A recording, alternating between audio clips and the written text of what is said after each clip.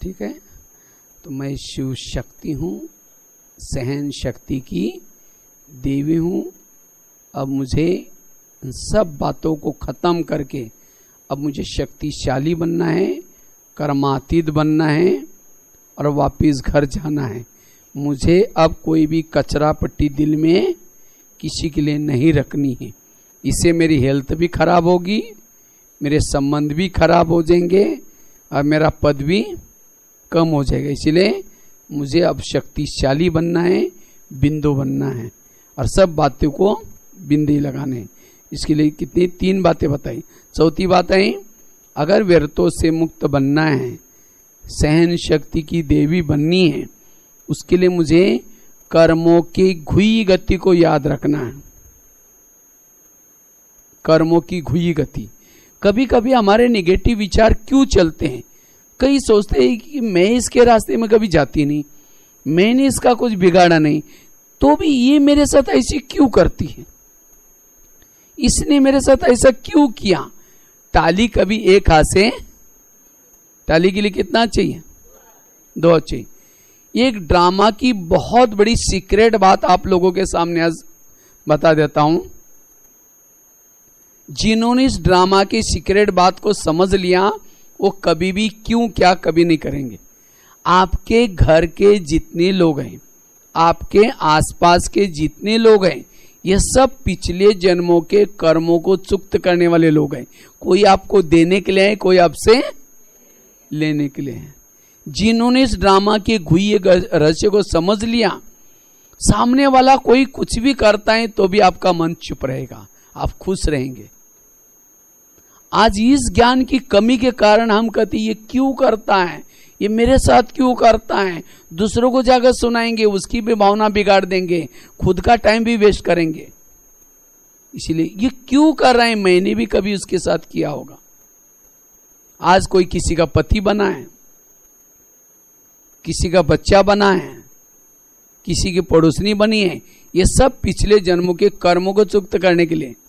अब समझो कोई सास है, बहू को तंग करेगी, परेशान करेगी, तो बहू का योग कहाँ लगेगा? योग में बैठेगी, लाल लाइट चल रहा है, गीत बज रहा है, शुरू करेगा मैं आत्मा हूं, फिर कहेगा मेरे को क्यों बोला, फिर कहेगा ठीक है मैं आत्मा, फिर कहेगा सबके बीच में क्यों बोला, फिर कहेगा मैं शांत स्वरूप में शक्ति, फिर कहेगा 15 दिन पहले भी तो बोला था।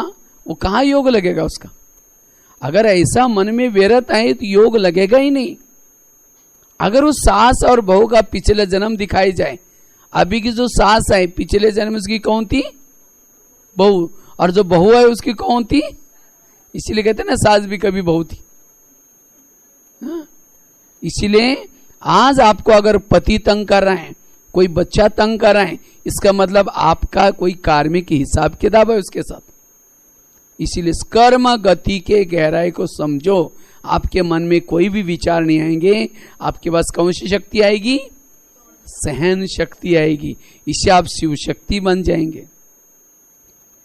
कर्मों की घुई गति की कमी के कारण आज हमारे पास सहन शक्ति नहीं है। एक बहुत सुंदर मैं एक घटना आप लोगों को सुनाता हूं। इस घटना को बड़े ध्यान से सुनना। जो इस घटना को ध्यान से सुनेगा, आपको कोई तंग करता है क्यों करता है उसे हम आपको कोई संकल्प नहीं चलेंगे।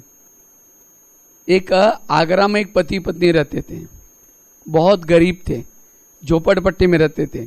तो उनके पास एक मेहमान आया था। वैसा वो मेहमान दिल्ली में खरीदारी करने के हिसाब से आया था, लेकिन जब वो दिल्ली में आया दुकान बंद थे। तो उस व्यापारी को लगता है बैठे बैठे मैं क्या करूं, मैंने कभी आगरा गया नहीं, देखा नहीं, मैं चलो आगरा घूम के आता हूं। तो सारा दिन उसने आगरा घूम के देखा, लेकिन रात को उसको सोने का प्रॉब्लम हो गया। उसके पास करोड़ों रुपए की बैग पड़ी थी। उसको लगता रात को मैं कहाँ सो जाऊं, अगर कहीं बस स्टैंड पर सो जाओ तो बैग चोरी हो जाएगी, कहीं स्टेशन पर सो जाओ तो भी चोरी हो जाएगी। तो अचानक उस व्यापारी को याद आए मेरे गरीब पति पत्नी, चलो मैं उनके पास जाता हूं। तो रिक्शा करके वहां चला गया। वो झोपड़पट्टी में रहते थे। उनको लगता है मुझे तो रात काटनी है, सवेरे निकल जाऊंगा मैं। तो चला गया, जाकर के खाना खाया, बातें की, सब कुछ की, लेकिन सोने से पहले उसने अपनी बैग खोली।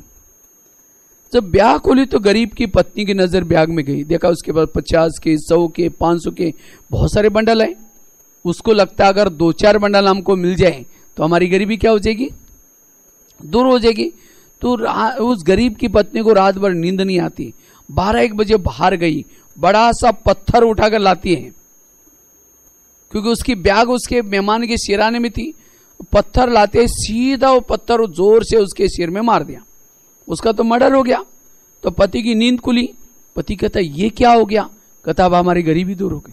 पति तो डर गया, ये बात किसी पुलिस वालों को पता चलेगा, लोगों को पता चलेगा, मेरी जेल की सजा होगी, कहाँ की किसी को पता ही नहीं चलने देंगे। अब इस व्यापारी को जमुना नदी में डालते हैं। रात को 2 बजे उन्होंने क्या किया, उस मुर्दे को जमुना नदी में डाल के आए, वापिस आए, जो खून लगा था दीवार पर रातों रात साफ किया। उन्होंने खून के दीवार को साफ किया, लेकिन कर्मों में पड़े हुए दाग को कोई साफ नहीं कर सकते। इसलिए भजन है ना, कर्म का लेका मिटे न रे भाई, लाख करे कोई चतुराई। कर्म व्यक्ति की पीछा करते हैं, अच्छे कर्म भी पीछा करते हैं, बुरे कर्म भी। आखिरकार उन्होंने उसी पैसे से एक प्लॉट लिया, छोटा सा मकान बनाया, दुकान खोला, गहने बनाई, गाड़ी खरीद की, उनकी गरीबी दूर हो गई। लेकिन उनको कोई बच्चे नहीं थे, दोनों ही पति पत्नी थे। तो कुछ समय के बाद उनको याद आया, उन्होंने क्या किया, उसी पैसे से एक प्लॉट लिया, जो करोड़ रुपए मिले थे, तो उसमें से एक प्लॉट लिया, मकान बनाया, दुकान खोला, गहने बनाई, गाड़ी खरीदी, उनकी गरीबी दूर हो गई। लेकिन उनको कोई बच्चे नहीं थे, दोनों ही पति पत्नी थे। कुछ साल के बाद उनको एक बच्चा हो गया, और एक ही बच्चा था, इसीलिए खिलाया पिलाया उसको बड़ा किया। बच्चा कलेक्टर बनने वाला था, लेकिन कुछ कारण से उस बच्चे को टाइफाइड हो गया। तो उनको लगता है इस बच्चे को कुछ न हो जाए, बहुत बड़े हॉस्पिटल में दिखाया, बहुत खर्चा किया, गहने बेचे, बच्चा ठीक नहीं हुआ, गाड़ी बेची तो भी ठीक नहीं हुआ, सब बीमारी में पैसा लगाया। उन्होंने जो दुकान चालू किया था उसको भी बंद किया, सब बीमारी में डॉक्टर को पैसा दे दिया, तो भी बच्चा ठीक नहीं हुआ, और बड़े हॉस्पिटल में दिखाया, उसके पीछे उन्होंने मकान भी बेचा। तो एक दिन वो बच्चा कहता है, पापा जी आपने को जो मिला था पैसा खत्म हो गया, मैं जा रहा हूं, बच्चा मर गया। तो बच्चा कौन था, वही व्यापारी अपना पैसा लेने के लिए बच्चे के रूप में आया था। ये है ऊपर वाले का डंडा, ये है कर्मों की गुई गति। तो ये मैंने आपको क्यों सुनाई, आपके जीवन में कोई प्रॉब्लम्स है, कोई आपको पति तंग कर रहा है, कोई बच्चा तंग कर रहा है, वो क्यों तंग करता है, आपने भी कभी उसको किया था। अब किसी को सुना करके, वहां से घर छोड़ के जा करके रोने से वो क्या प्रॉब्लम खत्म होगा, मैंने किया है मुझे ही चुकता करना पड़ेगा। इसलिए आज हर एक के व्यक्ति के जीवन में जो प्रॉब्लम है, वो प्रॉब्लम हर व्यक्ति के कर्मों का फल है, समझ लिया। तो जिन्होंने इस गुह्य गति को समझा, हर विपरीत परिस्थिति में उसको सहन शक्ति आएगी। आज सहन क्यों नहीं हो रहा है, वैसे तो मैं भारत के करीबन 800 जेलों में गया हूं, जेल में जाकर सेवा करता हूं। तो आज लोग जेल में क्यों जाते हैं, जब ऐसी कोई घटना कोई उसको तंग करता है, उसको भी सहन नहीं होता, किसी को मार देता है जेल में। आज जिसको कर्मों का ज्ञान होगा, मैंने इसके साथ ऐसा किया होगा, मेरा हिसाब चुकता हो गया, अब उसने क्या क्या सहन नहीं किया तो और दूसरा दोबारा हिसाब बना दिया। इसीलिए बाबा कहते बच्चे सहन करो, सहन करने से तुम्हारा कोई घाटा नहीं है। लेकिन सहन क्यों नहीं होता, अभिमान, कमजोरी। इसीलिए सहन शक्ति की देवी बनो, और माताओं में सहन शक्ति की कमी है। इसीलिए कई माता क्या करते हैं, रोएगी, फिर जाकर परचिंतन करेगी। माताओं का सबसे ज्यादा टाइम किस में जाता है, परचिंतन करने में। माताओं में सहन शक्ति की कमी होने के कारण माताएं परचिंतन ज्यादा करती हैं, या नहीं करती कोई?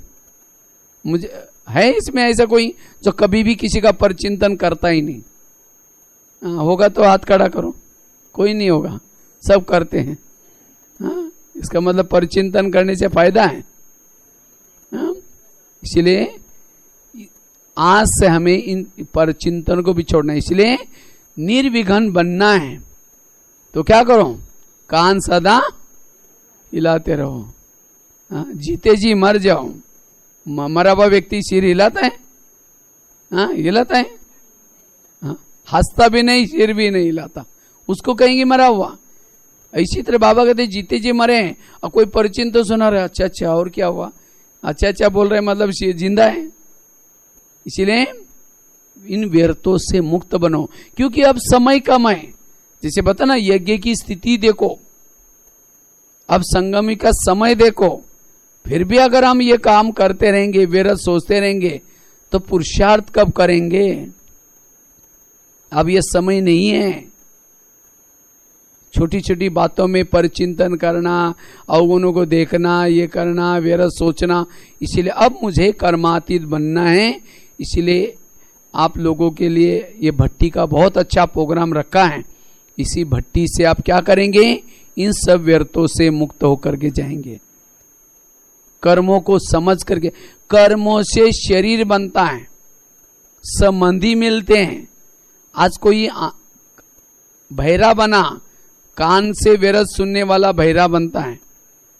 आंधा बना, आंखों का दुरुपयोग किया। लूला बना, हाथों का दुरुपयोग किया। ये सब कर्मों से शरीर बनता है। और संगम युग तो 84 जन्म का फाउंडेशन है। इसीलिए अब मुझे श्रीमत प्रमाण कर्म करने हैं। कर्मों को चुक्त करने के 3 तरीके हैं। एक है योग लगा करके चुक्त करो। अगर योग नहीं लगाएंगे, सहन करके चुक्त करो। उसे नहीं करेंगे तो धर्मराज के डंडे खा के चुक्त करना पड़ेगा। तो कौन सा अच्छा है? योग। लेकिन इतना योग तो लगाते नहीं है, बैठते ही नहीं। अब योग में बैठेंगे तो भी आंखें बंद करके बैठेंगे, योग लगेगा ही नहीं। इसीलिए खास आगे का भी मैंने एक टॉपिक रखा है बहुत अच्छा, योग की यथार्थ विधि क्या है। हम योग, क्योंकि हम भट्टी करने के लिए आए, लेकिन भट्टी में योग ही क्या है इसके बारे में जानकारी नहीं, तो योग में लगाएं। आज कईयों को योग के बारे में कोई क्लियरेंस नहीं है, तो आगे वाला जो टॉपिक है इसके ऊपर रखा हुआ है। लेकिन योग का भी फाउंडेशन क्या है? व्यर्थों से मुक्त। अब किसी को विधि तो पता है, लेकिन अगर सहन शक्ति नहीं है, किसी ने कुछ बोला है वो सहन पॉजिटिव बनाने, वो भी योग नहीं लगा सकता। इसीलिए अब मुझे व्यर्थों से बिल्कुल मुक्त बन करके जाना है, सहन शक्ति की देवी बन करके जाना है। जो सहन शक्ति की देवी हैं वो सदा मुस्कुराते हैं, वो सदा, आजकल डॉक्टर क्या कहते हैं? तुम सदा खुश रहो। और लोग खुश होने के लिए कहाँ जाते हैं? लाफिंग क्लब में। वहां से तो हंसेंगे, हाँ, घर में आएंगे जिसके प्रति नफरत है उसको देखते ही चेहरा डाउन हो जाएगा फिर। इसीलिए आप सदा क्या करेंगे? अब खुश रहेंगे। कोई आपका बुराई करने वाली है तो भी उसको देख करके खुश रहो। पति कैसा भी हो, बच्चे कैसे भी हो, उसको देख करके खुश रहो। कभी भी हमारी, अगर जितना खुश रहेंगे आपका हेल्थ भी अच्छा रहेगा, वर्तमान समय भी आपका अच्छा, भविष्य भी अच्छा, सब कुछ अच्छा। इसलिए अब हमें व्यर्थों से मुक्त होकर के एक शक्ति का स्वरूप धारण करके जाना है। क्योंकि अब शक्तियों को, माताओं का क्या गायन है? वंदे मातरम। तो क्या दुनिया में की पुकार सुनाई नहीं पड़ती? आज कितना असुरों ये कर रहे हैं। तो आज हमें असुरों का संहार करना है। आप लोगों की तो लोग पूजा कर रहे हैं, आह्वान कर रहे हैं, नवरात्रि मनाते ना, लेकिन हम फिर भी अगर हमारे अंदर वो शक्ति नहीं है, हमें दूसरे को असुरों का संहार करना है। मां वैष्णवी बन करके सभी को विषय विकारों को मिटाना है। मां गायत्री बन करके गीता का ज्ञान गा गा करके सबको सुनाना है। मां सरस्वती बन करके सबको ज्ञान सुनाना है। तो ऐसे हमें माताओं को क्या करना है? शिव शक्ति का। अगर माता ही बदल जाएगी पूरा घर भी बदल जाएगा। लेकिन माता, क्योंकि मैं भी एक भले भाई का शरीर है मेरा, लेकिन काम कौन सा कर रहा हूं? माताओं का काम कर रहा हूं। माउंट आबू में 25-30 हजार का जो भोजन बनता है उस भोजन भंडारे में हूं। अगर माता ही टेंशन में, प्रॉब्लम है, खुशी में नहीं है, तो खाना भी कैसी बनाएंगी? गुस्से से। हाँ, गुस्से से खाना बनाएंगी। हाँ, मुझे ही रोज बनाना पड़ता है, ये कुछ करती नहीं है, और गुस्से से खाना बनाएंगे, घर के लोग खाएंगे, उनको शांति मिलेगी? जैसा अन्न वैसा मन बनता है। अगर अन्न आपने गुस्से से बनाया, उसे खाना खाया, खून अशांत होगा, मन में निगेटिव विचार चलेंगे, घर के लोग क्या करेंगे? फिर दोस्तों के पास जाएंगे, फिर शराब पीना सीखेंगे, नशा करेंगे, फिर क्या कहेंगे? मेरा पति बिगड़ गया, मेरा बच्चा बिगड़ गया। किसने बिगाड़ा? खुद तो बिगाड़ा। इसीलिए माँ को क्या करना है? अब माताओं को अपने घर को स्वर्ग बनाना है, तब धरती पर स्वर्ग आएगा। यहां आने वाली माता अपने घर को स्वर्ग बनाएंगी। तो इसीलिए अब व्यर्थों से मुक्त बन करके, अगर कोई पानी भी मांगता है, हम कैसे देंगे? देंगे तो सही, लेकिन जोर से गुस्से से देंगे। ले, तेरे को हाथ नहीं है, अब दे तो दिया, गुस्से से दिया। जैसा पानी वैसी वाणी, क्योंकि पानी तो बड़े प्यार से दो। हमारे शरीर में पानी कितना है पता है? 70% पानी है। अगर पानी के स्फटिक अगर फट जाते हैं, शरीर में बीमारियां होती हैं। इसीलिए हम अमृत पीते हैं या मंदिर में जाकर तीर्थ लेते हैं, क्यों? वो चार्ज वाला वाटर है। तो इसी तरह आप अपने घर में जो पीने का पानी है, जो भी पानी है, पानी को बड़े प्यार से पिलाओ, दूसरे को पानी बड़े प्यार से दो। अगर आपको शरीर में कोई प्रॉब्लम है, पानी को दृष्टि दे करके फिर पियो, आपकी कई बीमारी भी ठीक हो जाएगी। लेकिन अगर हम निगेटिव हैं तो पानी में निगेटिव, भोजन में निगेटिव, सब कुछ निगेटिव। इसलिए हर घर का काम कैसे करो? प्यार से करो। क्यों प्यार से करना है? क्योंकि जो घर वाले लोग हैं, इन घर वालों, आप लोग भी मधुवन निवासी, आप लोग कौन है? मधुवन से बाबा ने आपको यहां भेजा है। आप भले घर में रहते हैं, लेकिन कौन है? मधुवन निवासी।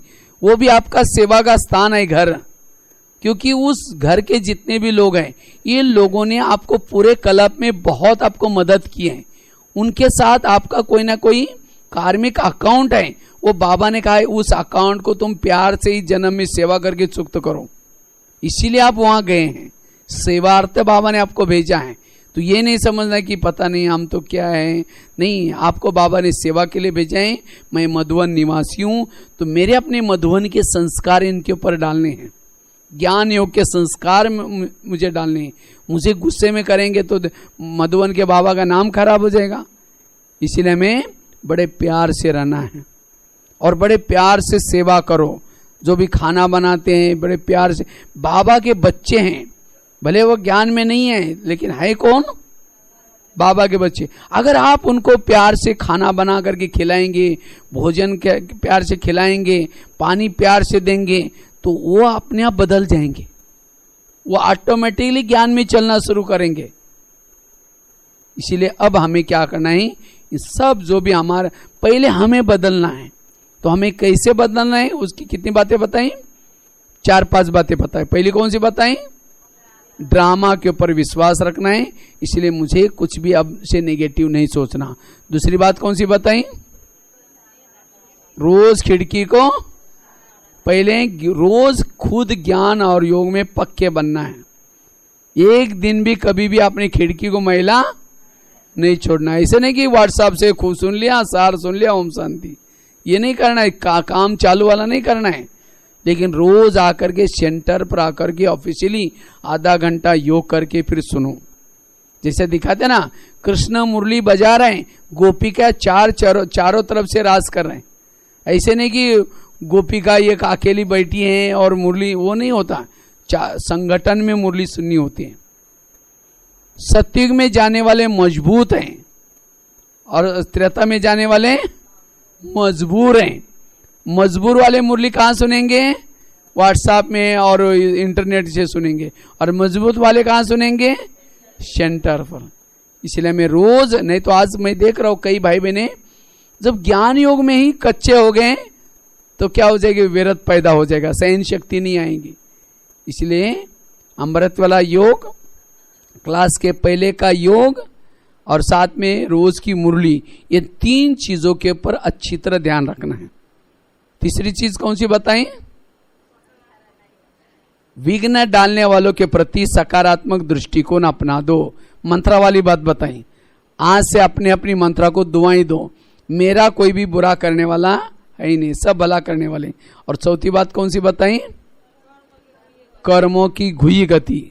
मेरे जीवन के जो भी प्रॉब्लम है ये सब मेरे ही कोई कर्मों का फल है, इसलिए मुझे निगेटिव कभी नहीं सोचना। ये 4 बातें आज साथ में लेके चलना, तब व्यर्थों से मुक्त बन जाएंगे। ठीक है, बाकी तो फिर योग के बारे में फिर, और बाकी पूरा आज सारा दिन भट्टी है तो कैसे रहेंगे? मौन में रहेंगे, एकदम साइलेंस में रहेंगे। ठीक है, भले आप भोजन भी करेंगे तो भी मौन में भोजन करेंगे, बात नहीं करेंगे, और जो कुछ सुना है उसका चिंतन करेंगे, उसे नशे में रहेंगे। सचमुच मेरा ड्रामा कितना कल्याणकारी है, मेरे जीवन के आज तक की कितनी बातें कल्याणकारी हैं, तो आज बिल्कुल सदा वाहवाह की स्थिति में रहना है। ठीक है, ओम शांति। अब पावरफुल 5 मिनट योग करके फिर पूरा करेंगे।